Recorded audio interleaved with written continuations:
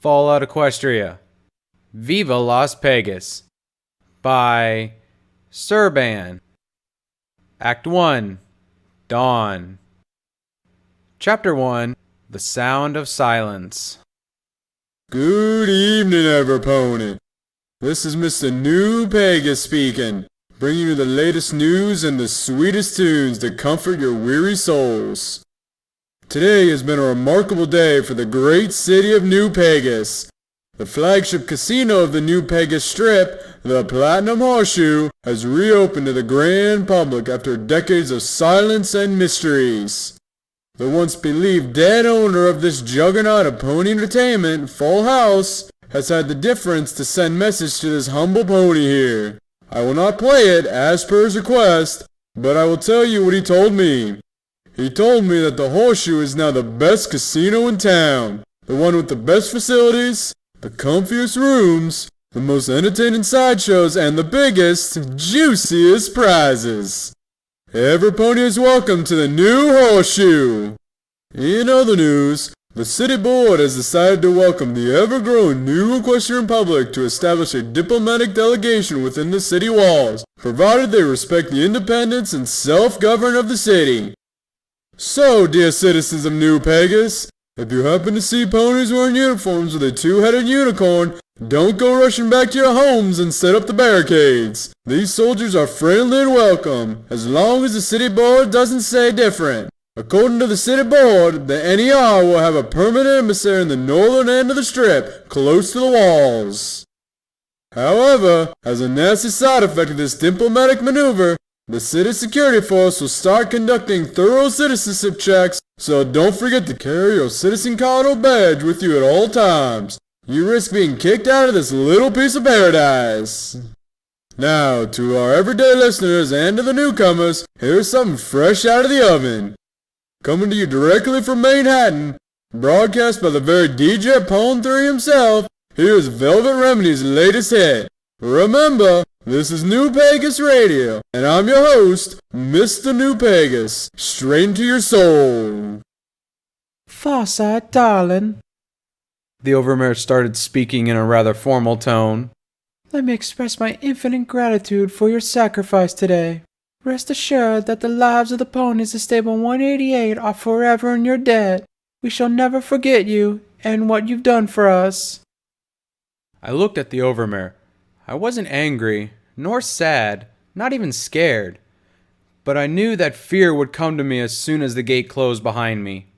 At that instant, every negative feeling I harbored towards the stable, its organization, its rules and ways, and most of all, towards the Overmare, were substituted for pure disappointment and bitterness. She had driven me into a total checkmate, turned me into a pariah in my own home, crushed my aspiration of doing something good for the rest, and finally, she was throwing me to my death.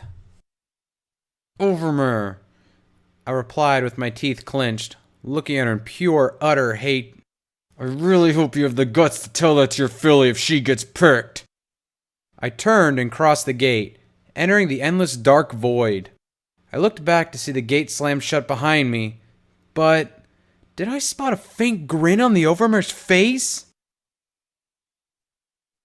Darkness all around.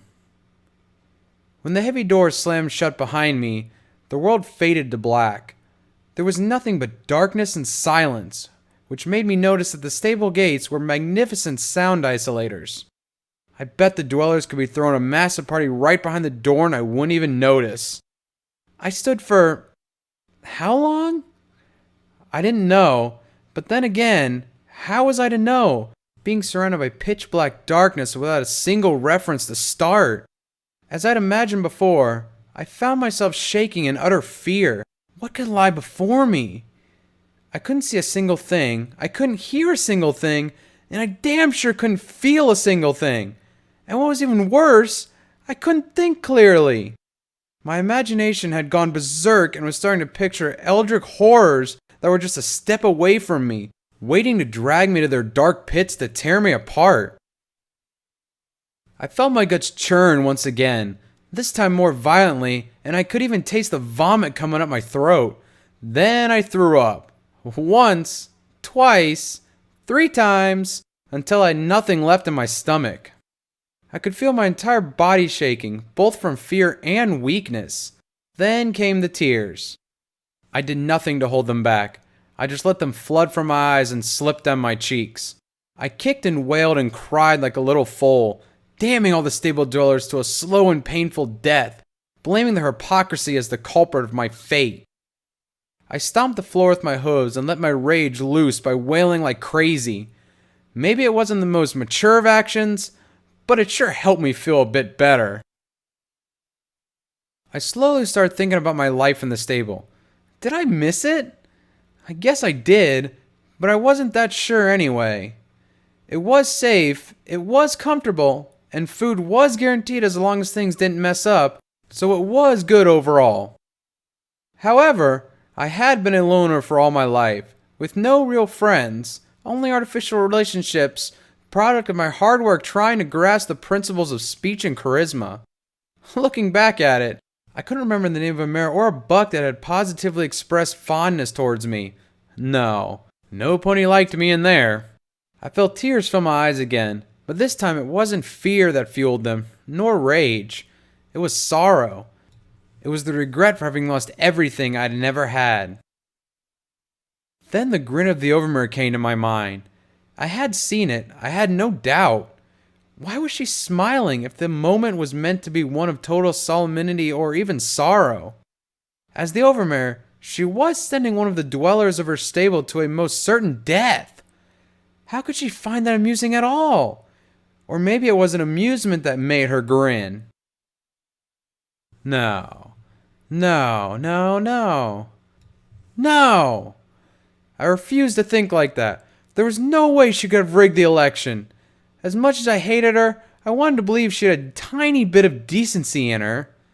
However, a little voice in my head told me I was a fool for believing it. What if mine wasn't the first election she had rigged?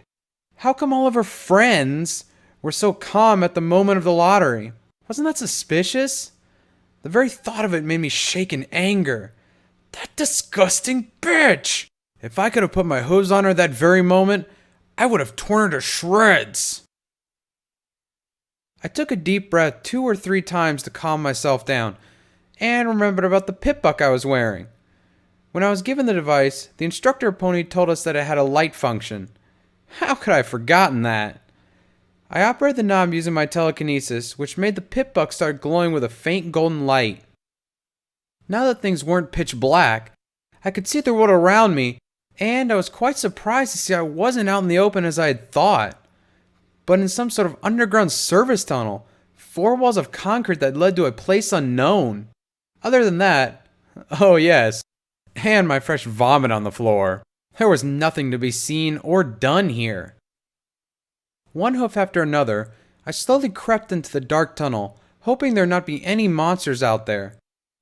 The records in the stable spoke about the horrible effect of radiation on living beings, the mutation, the warped abominations that came out of the tests performed before the war. For all I knew, those horrors could be easily roaming the world right now.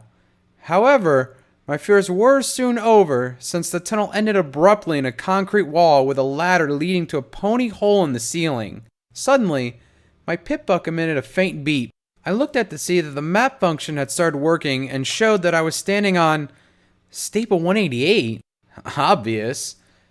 This led me to think that the map had to have been recorded sometime before or during the war, and as well as some pony had added Stable 188 to the database, other locations should be in there as well. What was I going to do now? I wondered. I needed a goal in my life, something to strive for, and right now I had nothing. Since there was no returning into my formal life, as bad as it could be. However, I didn't know what awaited ahead, and honestly, I was scared of whatever I could face when I left the tunnel, but I found something in the deep of my mind that fueled me. I found the wish for vengeance. Something inside me told me that I would come back to the stable someday, and that the Overmare would have to pay for casting me out. First, though, I had to survive to see that day. Leaving those thoughts aside, I moved the ponyhole cover in order to find a way out of the tunnel.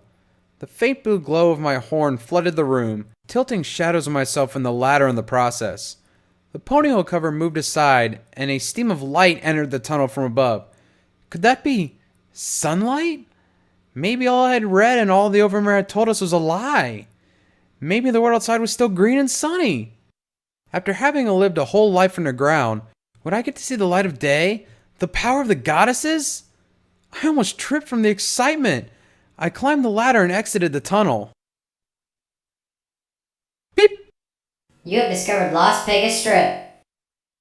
The pip-up beeped and let me know I was somewhere other than in stable 188, but I was too busy to actually notice it.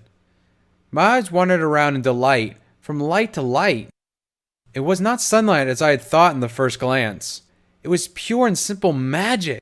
Entire buildings lit like torches from top to bottom, showing massive glowing billboards that announced entertainers, singers, magicians, comedians, exhibitions, and all over the place, gambling. This was Las Pegasus, the capital of fun in Equestria, as the record said. My mind was suffering a total breakdown. How was this possible? Wasn't this supposed to be a deserted wasteland where ponies had a hard time surviving? What kind of fucked up mockery was this? There had to be a catch somewhere. Either the inhabitants were all dead, or there were cannibals waiting for ponies to come out of the stable. Please, Celestia, don't let it be like that. Or the whole stable is a sort of abused behavioral experiment. Nothing seemed to add up, and I felt so confused at that moment that I almost felt the urge to turn around and knock the stable door down to tell them that there was a city above. When I came out of the pony hole, I found myself in a small dead-end street between two cinder block buildings, their walls smeared with graffiti that said such things as, "NER, go home," or, "Who was Full House?" The paintings were recent, so that ruled out the idea of the city being deserted. I had honestly no idea what they were talking about. NER? What in Equestria could that actually mean? And who could Full House be? Trying to put my thoughts in order, I left the alley to enter the main street. It was plain and simply glorious. Coming out of the darkness of the underground corridor, I found myself in a world of blinding lights. My jaw opened wide in its amazement as I started looking around, trying to grasp as much of this new, breathtaking world as possible. This had nothing to do with the picture I had of the wasteland. Instead of a barren, lifeless desert, I encountered a vibrant and living city where the gleam and glory of the past still endured. The lights were blinding, the music was harmonious, the mares were beautiful, and the stallions dressed in style. As far as my eyes could see, the avenue continued, surrounded by buildings, each one bigger and more lavish than the previous. There were bars, fancy restaurants, casinos, hotels, dressmakers, general stores, but mostly casinos. I could count up to 6 of them in a 10-minute trot down the strip. Everything looked so fancy, so attractive. A sudden rumble in my stomach reminded me that I hadn't eaten anything since that morning, and come to think of it, after having been expelled from the stable, I had thrown up so many times I doubted I had anything left inside me.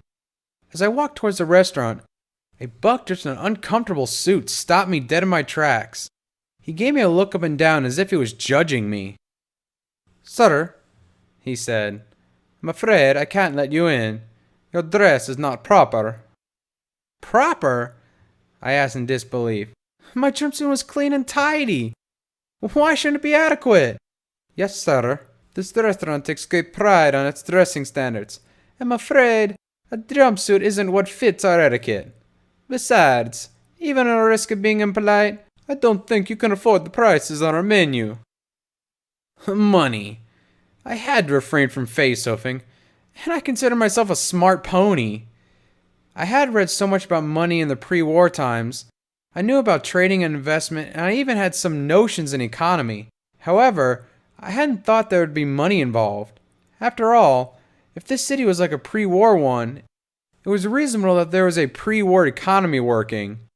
"Excuse me, sir, but I'll have to ask you to leave."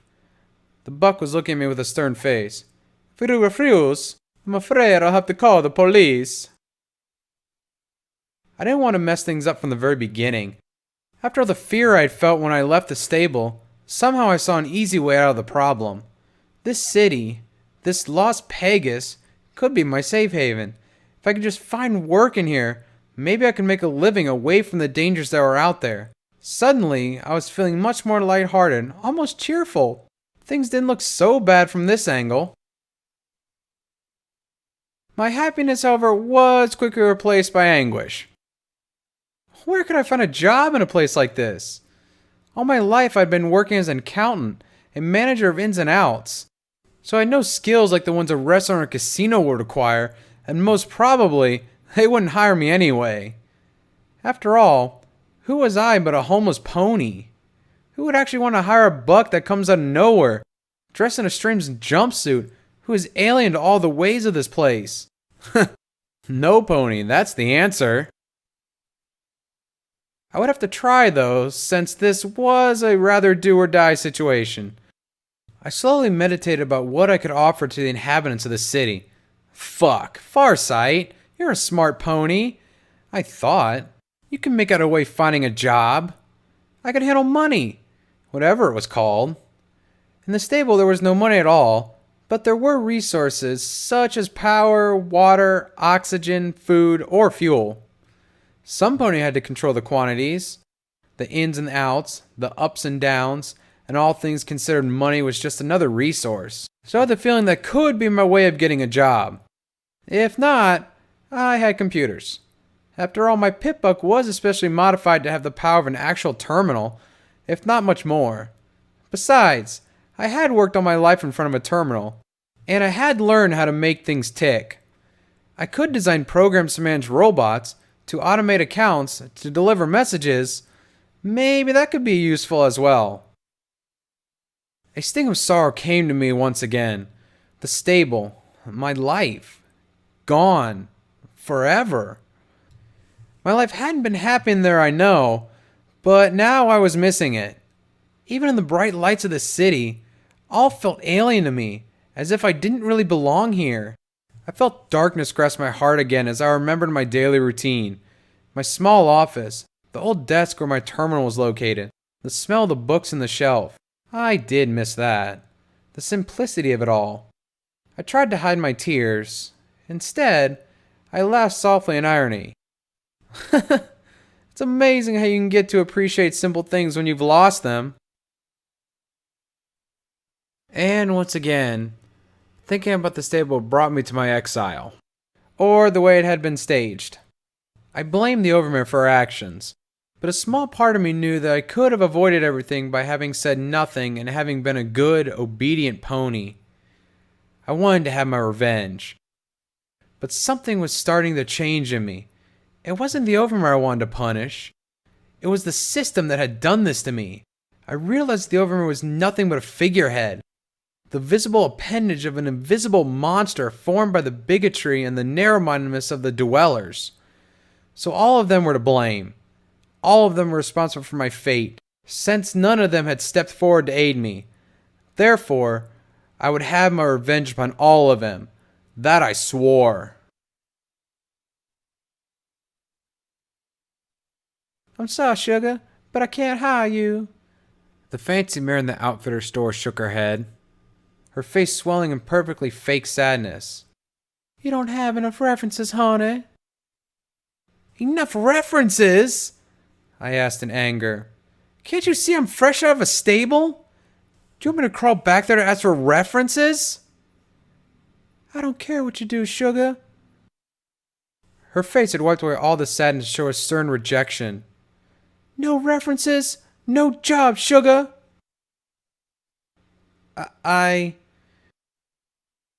Now leave, or I'll call the police. She pointed a hoof at the door. And with that, I left the store, because I didn't want to alert the police. Somehow I knew that doing so would be unwise, but I was starting to feel desperate, as my stomach was rumbling and my head was a total chaos. Ever since I'd been kicked out, I had been wandering the city with no actual place to go, stumbling from one shop to another, almost kneeling to beg for a job. However, I had been rejected everywhere. and I was running out of places to go. The restaurants had thrown me away because I was dirty. The outfitters had despised me because of my clothes. The hotels rejected me because they feared I could be a burglar. No matter how fancy I tried to talk, they wouldn't give me an opportunity. And what was worse, every attempt ended up with greater chance of attracting the police towards me. With every door closing for me, I saw my chance of survival vanish before my eyes. I wanted to scream for help. I wanted to beg for a single carrot. That was another lesson I started to learn. No pony cared about no pony in this outside world. The stable had some principles of love and solidarity. No pony was left behind. This, however, was a competition. Survival was a one-pony job, and the sooner I understood the hard truth, the better I would do. So I shook my head and tried to think straight. I'd have to look for more places. Maybe the casinos could profit from my fancy talking. Have you ever tried to fancy talk somebody that's pointing at you with a gun?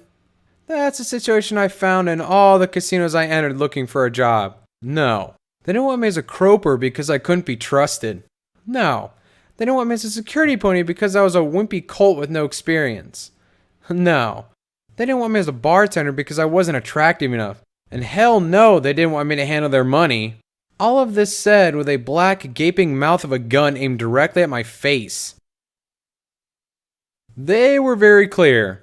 I wasn't welcome in town, and they wouldn't call the police because they had other ways of handling uncomfortable intruders. A bullet to the head and the problem would be over. Then, they dragged my corpse to the wasteland and let the predators do their thing, so they said. I had better leave their casinos before they ran out of their agonizing patience. A wave of fear shook my body, and I swear I was close to soiling myself. The wasteland was this as well. Beneath the blinding lights, this place was a savage society. There was little difference with what I had been taught in the stable. All the trace of love and tolerance had gone down the drain. Scared as I was, I left each casino with a mixture of relief and despair. On the one hoof, I had barely escaped a more than probable death, but on the other hoof, I had returned to my very worrisome situation. Because I had nothing to eat, no money to pay for anything, and I was starting to bring the attention of the citizens towards me, it was just a matter of time until they called the police to take the homeless pony with the stable jumpsuit off the streets. After roaming the streets for a while, drowning in a spout of my own pessimism, I stopped before a big red building with a metal roof. It wasn't as massive as the casinos, as beautiful as the outfitter shops, or as fancy as a restaurant, but it was exactly what I needed. The silver sign on the street read, Las Pegasus Public Library, but the loss had been badly covered with wooden plank where the word new was scribbled, which made me realize the city wasn't Las Pegasus, but New Pegasus. Why did they change the name in the first place? As I was reading the sign, I spotted from the corner of my eye the two robots that had stopped their patrol and were looking at me. They were quite a work of engineering indeed. The engineers had tried to resemble a pony as much as it was possible, since they had their own body with the four legs and the head, but that was the limit of similarities. From there on, they were different. The front left and right legs were joined to a big wheel, and so were the back ones. The head was a monitor, like the one in my terminal, and it showed a static image of a stern-looking pony with a security office cap on it. Some pony had finally called the police, and I assumed those devices were the ones responsible for keeping the city safe, according to whatever standards they gave to safety. I also assumed that they wouldn't make a move for me if I didn't notice I was being closely watched, so I decided to carelessly trot around the building. My hopes of walking away unnoticed were quickly dashed as I saw from the corner of my eye the patrol robots had started pursuing me. They kept their distance as if they didn't want to scare me away, but they were definitely behind me. My heart started beating faster as I tried to shake them off my tail with no good results. Why were they behind me in the first place? What had I done to be pursued? Was this the fate of the outcast to be hunted down like the animals in this city? I wanted to cry, but I held my tears as I tried to not attract any more attention towards myself. Suddenly, I found myself back in front of the library, and desperate as I was, I ran into the building trying to lose the robots. The front desk was a pre-war work of art and craftsmanship.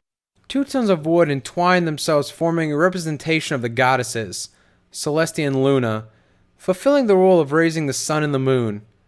On the wall, a massive poster of a blindfolded pony soldier standing before a book watching over the whole reception.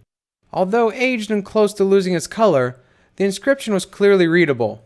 Ignorance kills. Soldier, keep your mind fit. Ministry of Arcane Science. That was most probably a wartime propaganda poster. If the records from the stable were right, I stood staring at the poster, thinking on how the image symbolized my current situation, since in a way, I was running around blindfolded in a world unknown to me. "What's so funny about the poster?" asked a female voice from behind the counter. I noticed a small golden-coated mare that was trying to stick her head above the desk. She had an apple-green mane, gracefully braided behind her head, and wore a pair of small rounded glasses. I stood there looking at her without saying anything, and I guess she didn't like my face because she gave me a rough look. "Hey, what's wrong with you?" she asked. "Oh, sorry, I got carried away," I replied in a hurry. My voice trembled and my heart felt like it would burst. I have a problem." "We all have problems, friend."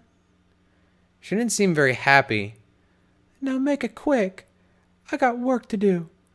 How can I help you?" "Help me?" I tried to smile, but my face was twitching in anguish. "My name is Farsight, and I'm new here. I need a job." "Oh, you're one of those stable ponies, aren't you?" she asked, pointing at my blue and yellow jumpsuit with her hoof. Yes,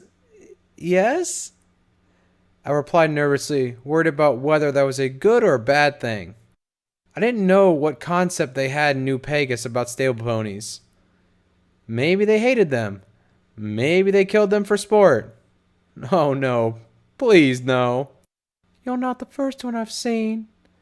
In fact, I lived in there as well." "You what?" My eyes opened wide. "How come I didn't know you?" "I was thrown out some years ago," she scolded. "You must have been a colt back then. Probably nothing more than a blank. "I suppose so," I shrugged. "Could I ask you one question?"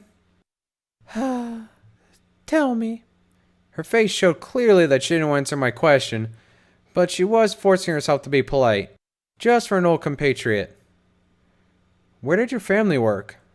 I asked. "Father worked at the reactor level.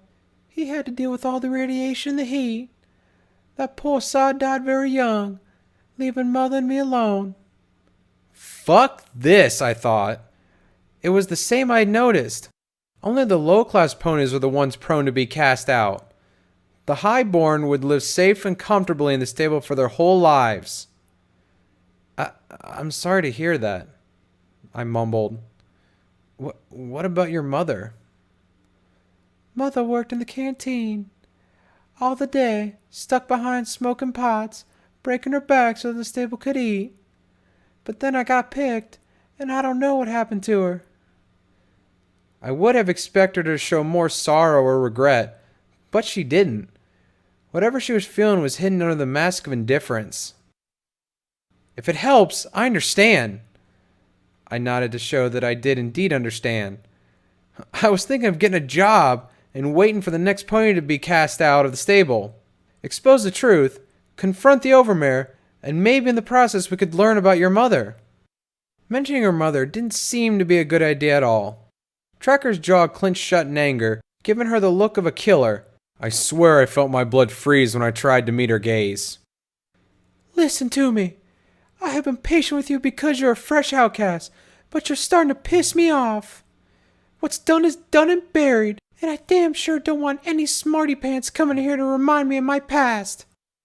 I'm sorry. I didn't know it was something so painful for you to remember." I tried to look as pitiful as possible, since her resentment had given way to anger, and to be totally honest, I preferred the disdain she had shown in the first part of our conversation. Please forgive me. Tracker grunted, waved a hoof, and gave me a judging look. Stop acting, you dickhead. Let's forget about this and speak about your job. What are your abilities? She was the same grumpy, cold-ass mare as before. My abilities? Stupid question. But I was nervous and I couldn't think straight. Yes, your abilities, stupid. She looked at me with an ironic smirk. Huh. Because y'all have abilities, won't you? I'm good with computers. That was my only card. If it didn't work... We already have a technician. The mare behind the counter shook her head. Besides, these computers don't need much more than a toaster repair pony. No, I needed to get that job. Besides, I noticed that the robots had already spotted me and were coming my way. But please, I begged, tears coming to my eyes. I need a job. Please, I need it.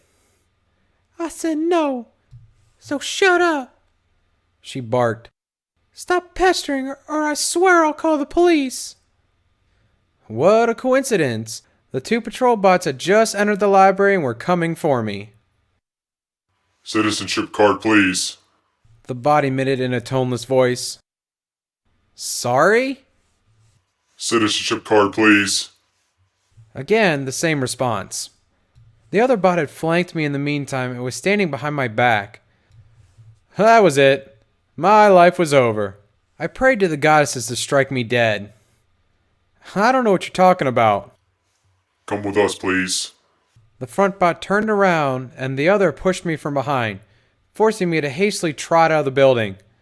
Destination unknown. If I didn't know it was like that, I might have thought that I'd return to my lovely stable room. Everything around me was gray, dull and gray. Gray walls, gray ceiling, gray floor, a gray mattress left in a corner of the small room. Leaving aside for the fact that the place was not meant to be beautiful or comfortable, the room was in rather good condition. No cracks in the paint, no chipped floors, no scratch marks on the walls saying, "Fuck the police," or anything like that. In fact, the only thing that differed from a standard stable room was the small window on one of the walls, which let a beam of blinding light of New Pegasus enter the room, or to be more precise, the holding cell.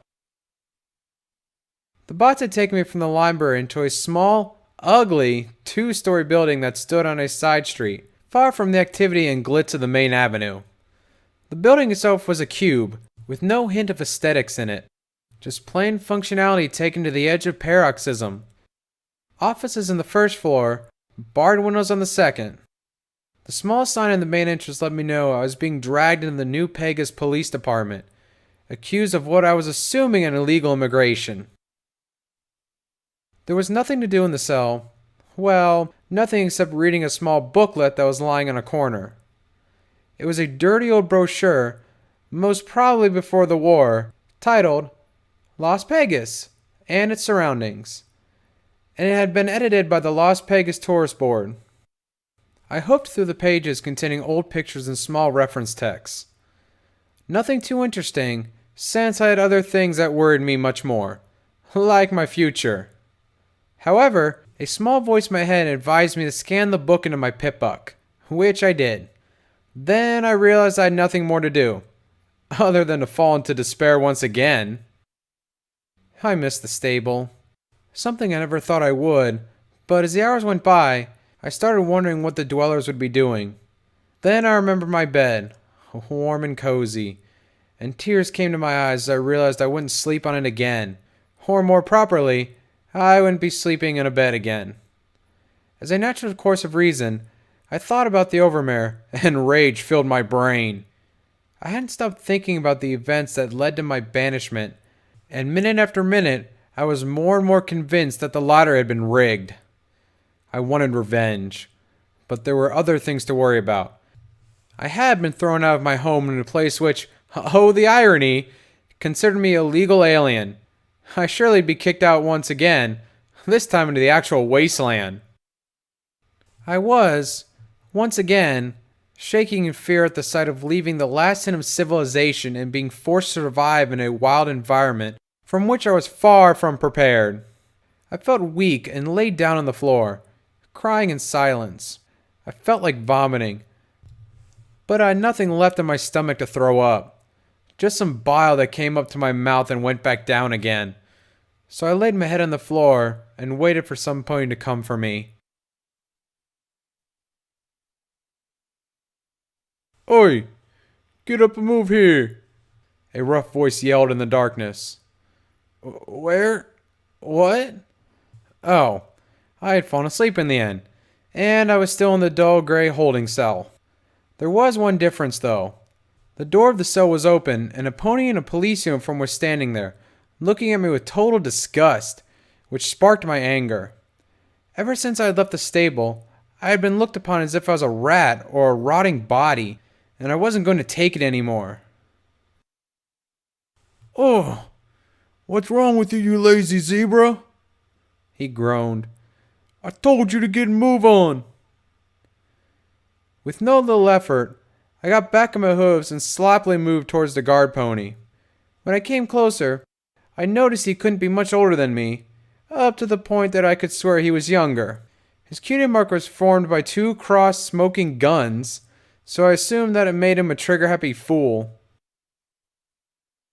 "First day at work?" I asked. Honestly, I felt so angry that I didn't care of the consequences. I just wanted to hurt some pony, and if it wasn't physically, at least I'd piss him off. "Yes, how did you... shut the fuck up and keep moving, scum!" He burst in anger, hitting me with his hoof on my side. I felt the pain propagate across my body, and I almost lost balance, but the pain acted as a relief, giving me strength to carry on. The guard led me to a small room with nothing but a table and some cuffs on the side of it. "Over there." He spat and cuffed my rear hooves. "You can't possibly think I'm gonna run away." I grinned smugly. "If you do so, then you're even more foolish than I thought." I knew it was coming and got ready for it. The guard set his hoof straight in my foreleg, making me lose my balance and kneel. My head also hit the table before me, and I felt the taste of blood in my mouth. Then it went slopping down my throat.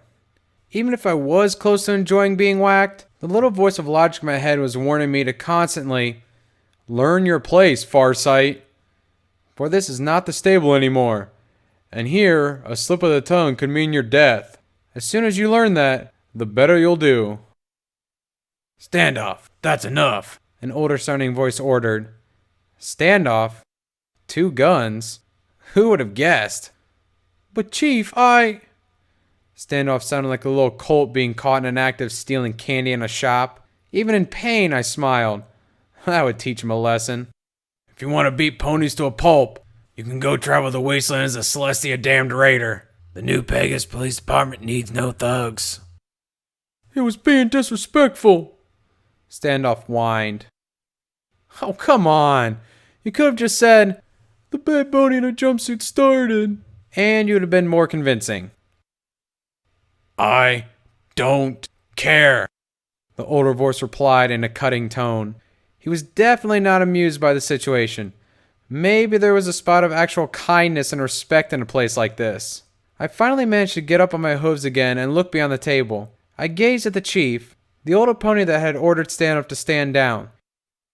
He was a tough-looking, big, dark green stallion with a gray mane, cut very short. When he noticed me, he looked up and down and stared at me with a stern face. "What's your name?" he asked. He radiated respect and dried with every word. Looking at him, all my anger and my irony vanished, leaving place in a reverent fear. "Farsight, sir?" I said and gulped down, again tasting blood. "I'm Brass Badge, Captain of the NPPD. Pleased to meet you, Farsight. Coffee?" the captain asked. His tone had become softer, a bit paternal. If he hadn't been so harsh before, maybe I could have trusted him. No, sir. I don't think I can shove anything down my throat right now." Fine. Have it your way. Badge let a faint smile appear in his face. You know why you're here, don't you? The bot spoke about citizenship cards or something like that? Right on the spot. Let me explain what the fuss is all about. Brass Badge cleared his throat and started walking up and down the interrogation room, just as if he were about to give a speech to a crowd. New Pegasus has been a haven of civilization in the midst of the equestrian wasteland, a spur of light in the darkness. And like light, attracts flies and vermin. New Pegasus started attracting all kinds of ponies from the waste. Some of them were good, hard-working ponies who helped the city to thrive, yet others are clearly unwanted. Raiders, junkies, tribals, or worse. New Pegasus couldn't risk being swallowed up by the tide of chaos coming from the wasteland, so the city board decided to limit citizenship to those ponies who really showed they could give their best for the welfare of the city. The rest, well, they have no place in here. But why can't I have a chance? I begged. Farsight, I'm so sorry to have to say this to you since I know exactly what you're going through. I was a stable pony myself, too. Got picked in the stupid lottery years ago. I couldn't believe it. 2 in one night? Did the city feed on the ponies of the stable or what? You too, sir? I asked, amazed. I've met 2 in the whole night. Then you must have met Tracker the librarian. Yes, I nodded. She didn't seem to enjoy watching her pass before her. That is true, Brass Badge agreed. Banishment was, according to her words, unpleasant. Mine was as well. I lowered my head and felt the tears rising. I stood for what I believed in, and that got me kicked out. Brass Badge shook his head and grunted. You confronted the Overmare, did you? His voice came out like pressured steam out of a pot, hissing with anger and resentment. I did. I nodded sadly. I thought I could bring some sense in the stable and try to eliminate the lottery once and for all. You actually tried to do that? Badge seemed surprised. A sincere smile broke his dreadful look, making him appear parental. Wow, that's more than what I had expected. I tried to point out that the job assignment system wasn't fair, since the hard jobs always went to the same population. Some weeks later, I got picked in the lottery. Once again, my theory of the 2-class stable was being proven right. I shook my head in utter disgust when I heard this story. And you didn't try to get revenge? I asked. Of course I did. Badge smiled again. The first weeks or so, I counted the days for the stable door to reopen, and then I'd fight my way back in. Why didn't you do so? I felt intrigued by Badge's story. Well, I got myself a nice job as a police pony. Pay was good, and the folks here at New Pegasus respected us stable ponies. Since we had education and tech and things like that, then, well, I met a beautiful mare. We married and had foals, so I realized that I had found a new home. Besides, the city of New Pegasus watches the stable closely the rest of the year, which means that the slightest sign of trouble, you'll have an army pointing at you. In a word, if you want to take over the stable, you have to rule the city. Rule the city? That was a massive challenge, much more than I could even imagine to achieve. The sensible thing to do was to try and do like Brass Batch did. Can you help me get a job, Chief? I asked. I'm sorry, Farsight, but I'm afraid things aren't that easy. If you had popped up a couple months earlier, you would have been welcome to join the New Pegasus Society, like all the stable folk. However, since the NER arrived at our gates and Full House opened his resort again, the city board decided to restrict new citizenships. Please, Celestia, send me to the moon, or anywhere but here, because once again, my luck had kicked me in the flank and sent me headfirst into the mud. I wanted to cry and slam my head into the table. Why me? Why the fuck did it have to be me? Why couldn't I have been banished a year ago? However, I didn't cry, probably because I was too scared of Badge to actually cry. The NER? I asked as I realized I needed all the information I could to get to try to talk my way out of this one. The new Equestrian Republic. A big bunch of fancy pants raiders, if you ask me. Brass Badge seemed utterly displeased with them. Can't tell you much, apart from the fact that the radio keeps listing settlements that join under their banner. Still, I can't bear them. All they have is guns, a hell of a lot of cannon fodder, and no respect, even if they speak of law and order. Brass Badge stomped a couple of times in the floor, just to add some punch to his last statement. Indeed, there was no trace of doubt that he didn't like those NER ponies at all. And he was starting to seem irritated, which brought back the fearsome pony I had first seen. So the best choice was to change subject. Raiders? Bad bunch, troublemakers, criminals, highway ponies, murderers, rapists, arsonists, everything you wouldn't want to have close to you. We call them all raiders. It's a complex name. And Full House? Would you believe me if I told you I didn't know either? Brass Badge grinned, this time broadly. He was being sincere this time, no doubt. Word in the street says he, or she, was a pre-war business pony, and that he, or she, owned half of old Las Pegasus. When the bombs fell, Full House vanished. We all thought he, or she, was done for. But now the Platinum Horseshoe is reopened, and it seems Full House is a fair share of power on the city board. So we're talking about a true VIP. I see. I hated to admit I'd run out of conversation topics, which probably meant my stay in New Pegasus was going to end up pretty soon. Okay, now let's get back on track. Since you don't have a citizenship card, and you're not going to get one in the next 20 minutes, I'm afraid you can't stay within the walls of New Pegasus, which means I've no choice but to send you to Freedom Field. His voice had become stern and cutting again, but this time I was pretty sure he was hiding his disapproval with the new law. Freedom Field? What's that? I asked in fear. Was it some kind of prison? A concentration camp? It's just the old North Las Pegasus. Now it's an independent township with its own laws. Not as civilized as New Pegasus, but anyone can live there. It's either that or the wasteland, pal.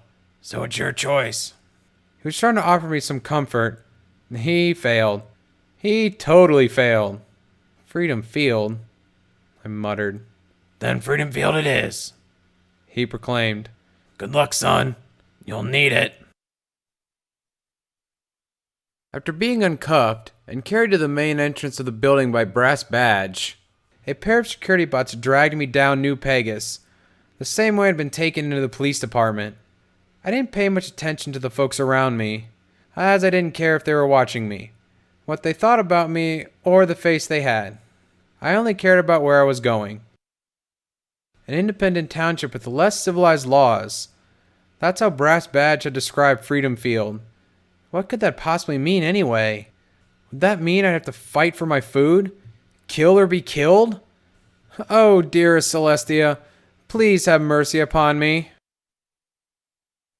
The closer we got to the northern wall of New Pegasus, the more obvious it was how uncivilized things were beyond the limits of the city. The shiny, flamboyant casinos were substituted by tasteless brick towers, with many of their windows broken or covered with planks. The fancy restaurants disappeared, only to be replaced by cheap, gummy-on-a-stick carts or glowy apple vendors. There were no more classy hotels. Instead, some gritty bed and breakfast joints advertised themselves poorly. The massive hulk of the city walls showed up before me. I had expected to see sturdy, straight concrete walls, but unlike what I had in mind, the walls were made of a conglomerate of sheet metal, old billboards, rubble, cinder blocks, chariots, and all kind of sturdy, heavy garbage joined together with a generously layer of concrete. Above all the junk, a triple thread of barbed wire deterred any pony from trying the upward route. Hold on a minute. What about Pegasi? Hadn't they thought about the Pegasi? Something was off here. Close to the gates, I noticed a small building that stood out as clearly new and far more cared for than the others around. It was a one-story complex built in gray bricks and copper-colored metal and surrounded by a small perimeter wall. A flagpost stood in the entrance gate, where a big flag was displayed, a red piece of cloth with 2 crossed unicorn heads in black over a white circle. I assumed that it had to be a flag of the new Equestrian Republic. So these were the ones that Brass Badge hated that much. Still, I couldn't tell why.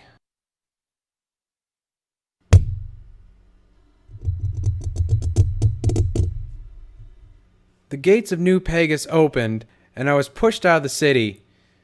Beyond the gates lay a massive checkpoint full of heavily armed security bots that patrolled all the way along the walls. Beyond lay a dark, grim avenue between buildings almost reduced to rubble. The light of the casinos were no more. Only several bonfires along the streets pierced the darkness of the night, casting dreary shadows of the ponies that roamed the place. A stench of death and dirt filled the air, making my gut churn for the 10th time in the night. Totally overwhelmed by the fear, I started walking as the pit buck beeped again, prompting the map. This was Farfield. Note: reputation change. Stable 188. Banished. You're not allowed to enter this place again, and its inhabitants don't want to see you. City of New Pegasus. Not allowed. Unless you prove your worth or bribe your way in, you won't be able to enter.